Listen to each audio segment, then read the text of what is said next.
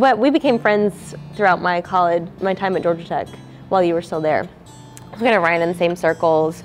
I knew him well enough to have his phone number, but not well enough to keep in touch. We kind of lost touch after college for a while.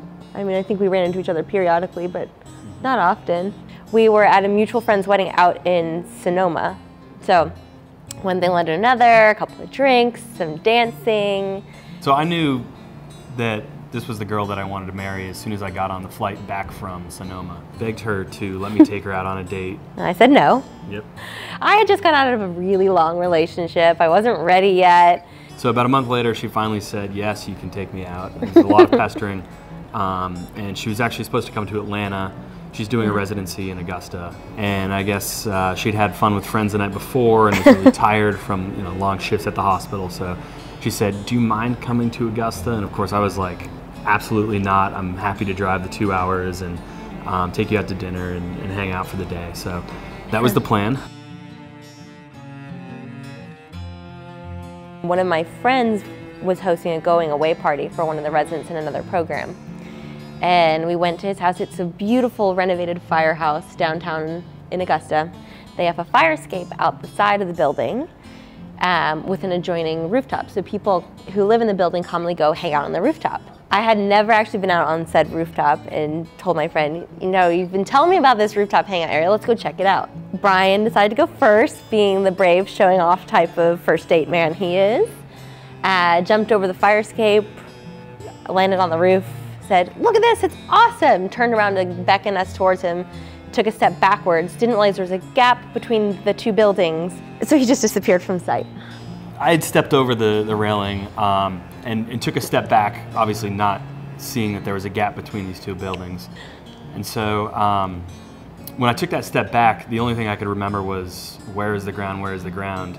And I reached out in front of me, and my hands were scraping down the brick on one side and my back on the brick on the other. And so I think that slowed me down enough to where it was less of an impact when I hit the ground. So I was fortunate enough there, and of course landed and was like, oh my God, I am still alive. A few feet to my right, there was a pipe that was sticking up about 6 feet. It could have been impaled. Yeah. So I landed, and my first thought was like, okay, how do I get out of here? And so I did a quick, arm check, looked down. I actually checked my back to make sure that there weren't any bumps or anything.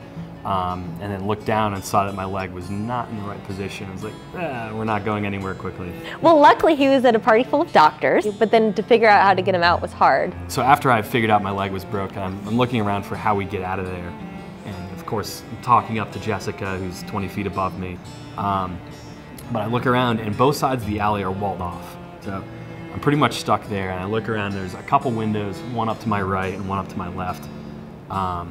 And whoever owned the event space in the building that we came out of, which was that first floor, was kind enough to open up the doors and let the EMTs and the firemen in there. And they smashed through the window, but they're like, we expected this to be a lot worse, so it's a good thing that only your ankle's broken. I asked him what hospital he wanted to go to, and he said mine, because he didn't know any other hospitals, and we have a level 1 trauma center. So then at that point it's like 5 or 6 in the morning, I think. It was wee hours in the morning. We'd been there all night. So he came back to my house, tucked him into bed. I think I put you in my bed, which never happens on the first date. Got into her bed on the first date.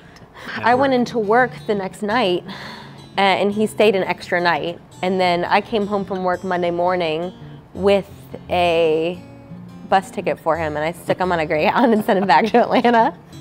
This is our first date, and it's getting a little awkward. You've been here for 48 hours now. It's time to go. Yeah, when you break yourself on a first date, you sucker her into at least date 2 and date 3. Right. And by then, I could seal the deal. I think Brian was just so sure of everything that I was like, if he's feeling this, if he's feeling this strongly about it, I must be missing something. I need to give it a little bit more of a chance. And I did. It just felt right. I was proud to bring him around my friends and my family, and I think that's really important for me.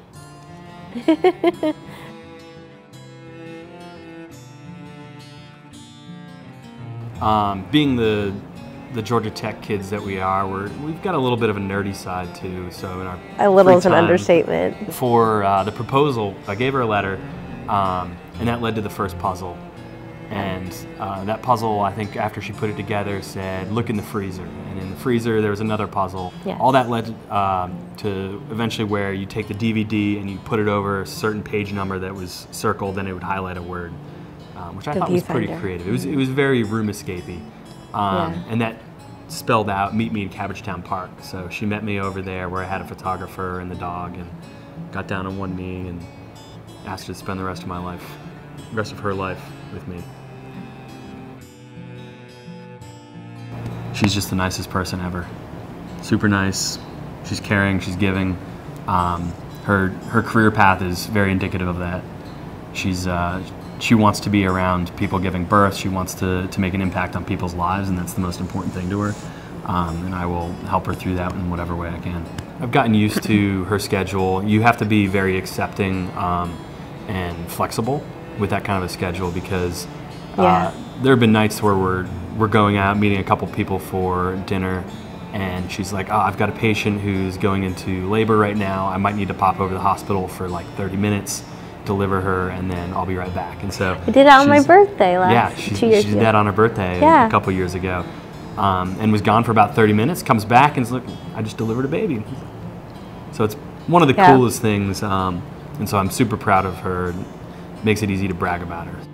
The things that stood out to me about Brian that made him my person were, I don't know, his generosity, his attention to detail, as far as our relationship was concerned, and as far as his friends are concerned. He's so good to everybody in his life.